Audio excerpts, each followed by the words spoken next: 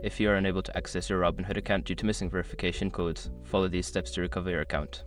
This guide will help you navigate the recovery process. Step 1. Visit the Robinhood website. Before starting recovery, use the sroc.com link in the description to open the account recovery checklist generator and make sure your verification details are ready. Step 2. Select Forgot Password. On the login page, find and click the Forgot Password link. This will prompt you to enter the email address associated with your Robinhood account to receive further instructions. Step 3. Check your email. After submitting your email address, check your inbox for a password reset email from Robinhood. If you don't see it, check your spam or junk folder. Follow the instructions in the email to reset your password. Step 4. Answer security questions. Once you have reset your password, log into your account. If prompted, answer any security questions that you set up during account creation. This step is crucial for verifying your identity without verification codes.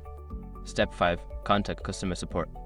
If you are still unable to access your account, visit the Robinhood Help Center and contact customer support. Provide them with as much information as possible to verify your identity and request assistance in recovering your account. By following these steps, you should be able to regain access to your Robinhood account without the need for verification codes. If you encounter any issues, don't hesitate to reach out to customer support for further help.